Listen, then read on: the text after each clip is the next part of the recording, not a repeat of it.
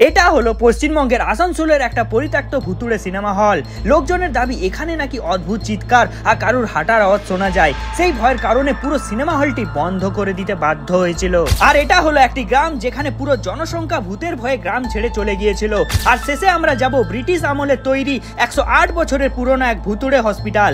এখানে এক ভয়াবহ দুর্ঘটনার পর নাকি নেগেটিভ এনার্জির ছায়ার চলাচল এসব দেখা যায়। আজ আমি আর আমার পার্টনার এই তিনটে ভুতুড়ে জায়গায় যাব আর দেখবো সেখানে কি সত্যি কোনো ভূতের ছায়া রয়েছে আর সেখানে গল্প কি আদৌ সত্যি সেটা প্রমাণ করে দেব আজকের এই চ্যালেঞ্জ ভিডিওর মাধ্যমে। চলো তাহলে শুরু করা যাক।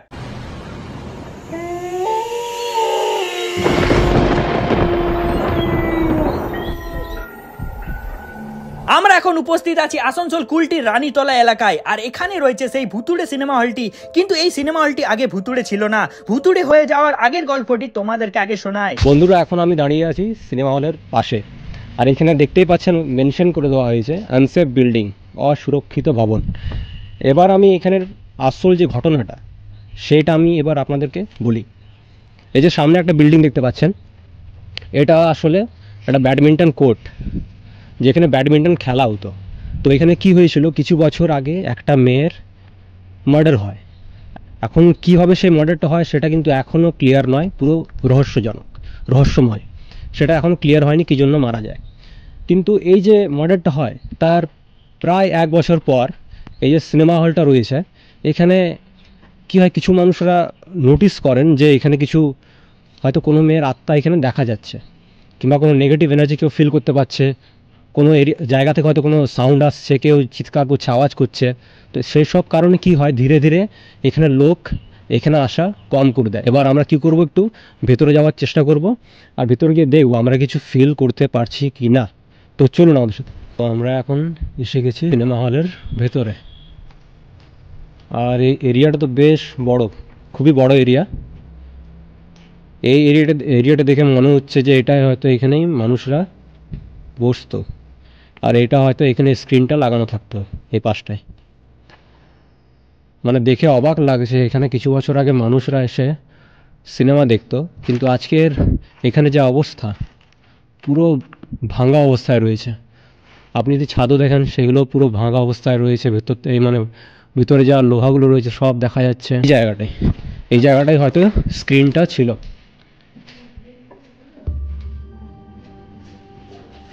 না, জায়গাটা কিন্তু খুবই বড়। এমন নয় যে সিনেমা হলটা ছোট ছিল, ছোট নয়, বেশ বড় ছিল, বেশ বড়। এগুলো রুম দেখতে পাচ্ছি এখানে কয়েকটা। আর এখানে যেমন দেখতেই পাচ্ছেন এই পাশে তো জানলা নেই, এখানে জানলার এক ভাগটা রয়েছে। আর এই যে এখান থেকে এই জানলা থেকে ব্যাডমিন্টন কোর্টটা দেখা যাচ্ছে।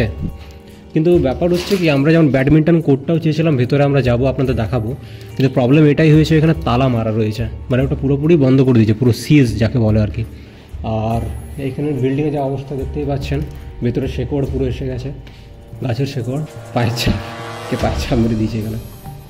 আচ্ছা, আর এই যে এরিয়াটা আমরা নিচের থেকে দেখালাম না আপনাদের, যেখানে দর্শকরা বসে তার উপরে যে এরিয়াটা লোহা দেখা যাচ্ছিলো, ভাঙা লোহা, সেই এরিয়াটা হচ্ছে এটা, মানে ছাদটা আর কি। আর এখানে বন্ধুরা এটা এত বড় এরিয়া যেন মনে হচ্ছে কোনো আমরা মহলে এসে গেছি। এত বড় এরিয়া, এখানে বিশাল বড় এরিয়া। এটা এখনও তাও মোটামুটি ভালো কন্ডিশন আছে। যদি ফ্লোরগুলোও দেখেন, আগেকার যুগের তো বলাই যেতেই পারে ভালো অবস্থা থাকবে। আর এই যে কারেন্ট এই পাশ দিয়ে যেত, লাইনটা রয়েছে, তারগুলো যেত, এখন যদিও তারগুলো নেই, সরিয়ে নেওয়া হয়েছে।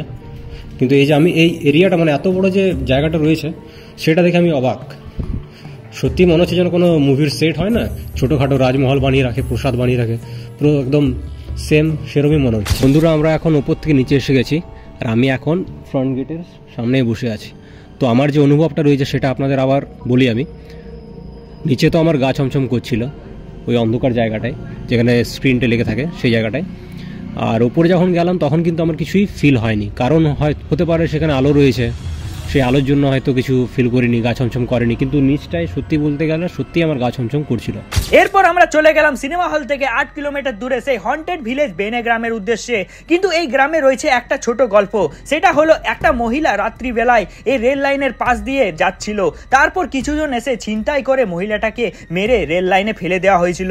তারপরে রেল লাইনের পাশে প্রত্যেক সপ্তাহে একটা করে ডেড বডি পাওয়া যেত। আর রেল লাইনের পাশেই রয়েছে সেই বেনে গ্রামটি। তারপর অনেক ভৌতিক ঘটনা ঘটে আর গ্রামের মানুষ মানুষজন আস্তে আস্তে গ্রাম ছেড়ে অন্য জায়গায় চলে যায়। কিন্তু এই গল্পটা কতটা সত্যি সেটা জানার জন্য আমরা পেয়ে গেছি সুরজ দাকে, কারণ দাদার মামা বাড়ি ছিল এই গ্রামে। আমাদের সাথে রয়েছে দাদা, তো যেহেতু দাদা আমাদের সাথে ঘুরছে, আমাদের টিম মেম্বার বলতে পারো এখন এই ভিডিওতে। তো দাদা বলছি কি এই যে ঘটনাগুলি শুনেছি আমরা, তো এগুলি কি সত্যি? হ্যাঁ, এটা সত্যি যে এখানে অনেক ডেড বডি পাওয়া যেত এখন কিছুদিন আগে, এখন অনেকটা কম হয়েছে। তারপরে এখানে অনেকে বাইরে থেকে অনেক খারাপ কাজ করার জন্য এখানে আসে, নেশা ভাঙ করে। আচ্ছা, এই জায়গাটা দুর্নাম আছে। আর এখানে মানে ওই মেয়ের যে ব্যাপারটা রয়েছে, যে মৃত্যু এখানে হয়েছিল আর কি, যে তারপরে নাকি গুজবটা বা ভূতের ওই যে পরিবেশটা তৈরি হয়, গ্রামবাসীরা ছেড়ে চলে যায় অন্য জায়গায়, সেটা কি সত্যি? কিছুটা হলেও সত্যি, কেন কি ভুতুরে যেটা আবহাওয়াটা তৈরি হয়েছিল সেটা তো অনেক আগে থেকে ছিল। তারপর থেকে এই যে ডেড বডি পাওয়া যেত সেটা তো অনেক পরের ঘটনা, কিন্তু তারপর থেকেই এই ঘটনার সঙ্গে মানে ওতপ্রোতভাবে জড়িয়ে গেছে ব্যাপারটা, যে এটাই হয়তো ভুতুরে কাণ্ড হতে পারে, ক্রিমিনাল অ্যাক্টিভিটি হয়ে গেছে। তারপরে পুলিশ প্রশাসন এখানে নিয়মিত টহল দেয় বলে এই অ্যাক্টিভিটিগুলো এখন কম আছে। তো বন্ধুরা, আমরা এখন বেনাগ্রাম ঢোকার শুরুতে একটা কালী মন্দির পেয়েছি। তো আমি এখানে আসার আগে যে শুনে এসেছি যে এটা নাকি অনেক বছর পুরনো মন্দির।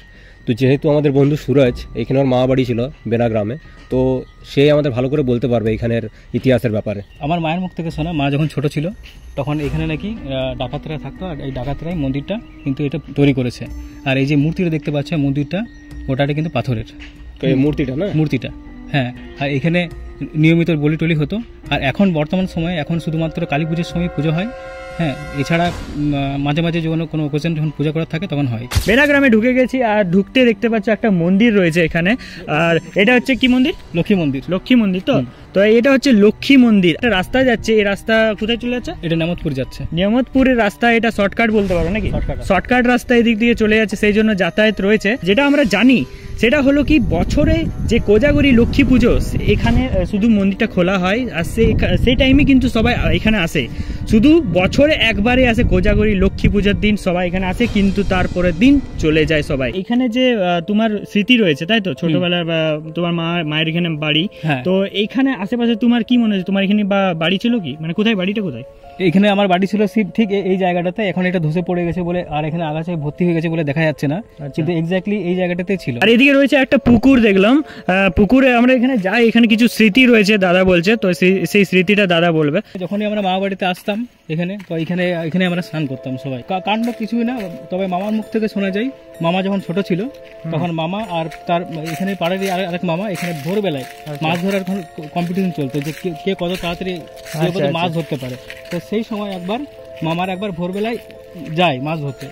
তখন একবার এইখানে একবার সাদা শাড়ি পরে একজন কাউকে দেখতে পেয়েছিল। সাদা শাড়ি পরে দেখতে পায়? হ্যাঁ, কিন্তু মামা যখন জোর করে যখন হাঁক দেয় যে কে, তখন ওই সাদা শাড়ি পরা অবয়বটা মিলিয়ে যায়। সেই সময় একটা ভৌতিক ঘটনা একটা ধরা পড়েছিল এখানে, যেটা দাদা বললো, সেটা মামার কাহিনী। মেমোরি বলতে অনেক কিছু মেমোরি ছিল, যেমন যখন আজকে 2025 থেকে মানে এখন দেখে এটা ভাবতে খারাপ লাগে যে তখন সেই সময় কত এইটা জমজমাট ছিল। তখন আমরা মামা মাসি ভাই বোনেরা সব মিলে আমরা এখানে লালি ডান্ডা খেলতাম ছোটবেলায়, লালি ডান্ডা। কিন্তু আজকে সব মাত্র দু ঘর ছেড়ে আর কোনো ঘর অবশিষ্ট নেই, সব ভেঙে পড়ে গেছে। ওইখানে একটা বিল্ডিং, ওইখানে একটা বিল্ডিং, ওটা আমার একটা মামা হয় সম্পর্কে, তার বাড়ি ওটা। এখানে মোটামুটি 6 থেকে 7 ঘর ফ্যামিলি ছিল। আচ্ছা, 6-7 ফ্যামিলি থাকতো আগে। আর সব পাকা বাড়িও ছিল, গ্রামীণ মাটির বাড়িও ছিল? কিছু পাকা বাড়িও ছিল, কিছু চালা বাড়ি, মাটির বাড়ি কিছু ছিল। এইখানে যারা থাকতো আর কি আগে, তাদেরকে তুই আসতে দেখিস এখানে? ওরা মানে দেখছে নিজের জায়গা, মানে স্মৃতি তো থাকে না যে ওরা দেখতে আসবে, যে দেখি আমার জায়গাটা কেমন রয়েছে, আমি এখানে থাকতাম আগে। লোক আসে এখানে? হ্যাঁ, যারা এই সামনের মধ্যে আছে, যারা এই যে আপারকুলটি পুনুড়ি বা নেমতপুরের মধ্যে যারা মধ্যে রয়েছে বা এখন বাসস্থান হয়ে গেছে, তারা মাঝে মাঝে এখানে আসে। কিন্তু যারা এর থেকে অনেক দূরে চলে গেছে, মোটামুটি 70-80 কিলোমিটার দূরে চলে গেছে এখান থেকে যারা কাজ পেয়ে, তারা এখানে খুব রেয়ারে আসে। এখানে তো ভূতের গুজবও রয়েছে, তো মানুষেরা ভয় পায় না এখানে জায়গা কিনবো আমি যদি কিছু হয়ে যায় আমার? হ্যাঁ, সেরকম লোকও আছে যে এখানে ওই গুজবে বিশ্বাস করে এখানে ভুতুড়ি বলে, সেই জন্য অনেকে নিতে চায় না, হয়তো ওরা বিক্রি করতে পারে না। হ্যাঁ, তারপরে এখানে কি এটা একটা অড জায়গা হয়ে যাচ্ছে, কোনো মানে যাওয়া আসার সুযোগ সুবিধা নেই। রাত্রে বেলায় কোনো মেয়ে ছেলে বেরোলে একটু ভয়ে তাদেরকে বেরোতে হয়। কিছুটা ভূতের গল্প আছে গুজবটা, আর কিছুটা হচ্ছে এখানে ইলেকট্রিসিটি নেই, সেটা হচ্ছে মেন কারণ। কেন এখানে সবাই 9টার মধ্যে সবাই শুয়ে পড়তো, 9টার পরে এই জায়গাটা পুরোপুরি শুনশান হয়ে যেত। এখানে আমার মতে আর মায়ের মতে এখানে তো কোনো ভূতের উপদ্রব তো আমিও দেখিনি, আমার মাও দেখিনি। আর বাকি যারা দেখেছে, যারা আগে ছিল, তারা হয়তো সেটা কোইন্সিডেন্টও হতে পারে।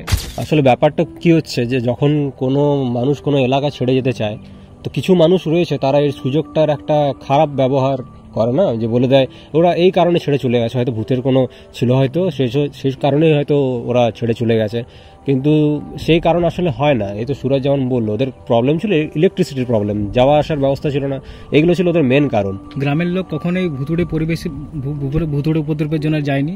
গ্রামের লোক গেছে শুধুমাত্র যোগাযোগ ব্যবস্থা খারাপ বা ইলেকট্রিসিটি নেই সেই জায়গায় গেছে। বাদবাকি ভুতুড়ে উপদ্রবের যে কথাগুলো উঠছে সেটা বিভিন্ন যারা ইউটিউবার আছে তারা গুজব বানিয়ে দিয়েছে, এর থেকে আর বেশি কিছু নয়। এরপর আমরা চলে গেলাম 108 বছরের পুরনো হসপিটালে, যার নাম হচ্ছে ইন্দিরা গান্ধী মেমোরিয়াল হাসপাতাল বা কুলটি হসপিটাল। এখানে নাকি ওপরতলা আগুন লেগে যায়, যার ফলে অনেক জনের মৃত্যু হয় এবং কিছুদিন পর গ্রামের মানুষ বিভিন্ন নেগেটিভ এনার্জি দেখতে পায়। কথাটা কি সত্যি সেটা আমাদের বলবে সুরজ দা, কারণ সুরজ দা এখানে স্থানীয় বাসিন্দা। যখন এই সিচুয়েশনটা হয়েছিল তখন আমার জ্ঞান হয়নি, তখন আমি খুবই ছোট। তবে লোকমুখে শোনা যায় এখানের উপরের ওয়ার্ডে নাকি আগুন লেগে যায়, এখানে অনেকে পেশেন্ট সহ অনেক স্টাফরা আগুনের জন্য মারা যায়। তারপরে এখানে হসপিটালটার অনেক দুর্নাম উঠে যায় এবং তারপরে এই হসপিটালকে সিজ করে দেওয়া হয় এবং তারপর থেকে এখানে স্থানীয় যারা বাসিন্দা আছে তারা এখানে কিছু ভুতুড়ে অ্যাক্টিভিটি এখানে লক্ষ্য করেছে। তারপর থেকে এখানে ধারপাশে এখানে রাতে কেউ আসে না। তারপর আমরা ভিতরে ঢোকার পারমিশন নিতে গেলাম, কিন্তু আমাদের ভিতরে যাবার পারমিশন দেওয়া হলো না, কারণ বর্তমানে নিচের তলায় ডাক্তারের চেম্বার খোলা হয়েছে। ভেতরে গিয়েছিলাম বিল্ডিং এর ভেতরে পারমিশন নেওয়ার জন্য, যাতে আমরা উপরে ফ্লোরে গিয়ে আমরা এক্সপ্লোর করতে পারি, কিন্তু যে সেখানে যে ম্যাম রয়েছেন নিচে তিনি আমাদের পারমিশন দিলেন না, কারণ এর আগেও একজনকে নাকি উনি পারমিশন দিয়েছিলেন, আর সেই পারমিশনের জন্য ওনাকে একটু সাফার করতে হয়, মানে ওই কারণ এটা সেল দেখছে না, এই পুরো এই জায়গাটা এখন সেল এটাকে হ্যান্ডেল করে, তো সেলের তরফ থেকে হয়তো ওনাকে একটু ক্লাস নেওয়া হয়, মানে ওনার ক্লাস নেওয়া হয়েছে, যেটা বলি আমার কথাই বলি ক্লাস নেওয়া মানে বকুনি খাওয়া, যেটা আর কি, কেন পারমিশন কেন দিয়েছিল সেরকম ব্যাপার আর কি। তো যেহেতু উপরে যেতে পারলাম না, তো এই যে গুজব রয়েছে বা এই যে ছমছম ব্যাপারটা রয়েছে, গা ছমছম করা, ওপরে কিছু আছে কিনা সেরম যেটাতে একটা ভয় লাগতে পারে, সেসব আমরা কিছু এক্সপ্লোর করতে পারিনি। কিন্তু একটা কথা বলতে পারি, এই জায়গাটা সেল এই যে চালাচ্ছে চিকিৎসা কেন্দ্রটা, সেটা পুরো সেই চিকিৎসা কেন্দ্রটা ভালোভাবেই চালাচ্ছে, আর চালিয়ে এটাই প্রমাণ করতে যাচ্ছে যে এখানে কিছুই নেই, সেরকম ভৌতিক ঘটনা কিছুই নেই, এটা পুরো নর্মালি যেমন চলার পুরো সেই নর্মালিভাবেই চলছে, মানে এখানে ওরা এটাই বলতে যাচ্ছে এখানে কিছুই সেরম নেই। আমরা এই তিনটে ভুতুড়ে জায়গায় গেলাম, আর আজকে যে অভিজ্ঞতা করলাম সেটা হলো মানুষের গুজবে ভূতের প্রভাব আরো ছড়িয়েছে। দেখো, ভূত নেই বলে বলছি না, ভগবান যদি থাকে তাহলে ভূতও রয়েছে, কিন্তু কিছু মানুষ সেটা সুযোগ নেয়, যার ফলে ভূতের গুজব আরো ছড়িয়ে যায়। তোমাদের কি মনে হয় কমেন্ট করে জানাও, আর ভিডিওটা ভালো লাগলে like, comment, share and subscribe করতে ভুলো না কিন্তু। চলো দেখা হচ্ছে অন্য কোনো চ্যালেঞ্জ ভিডিওতে।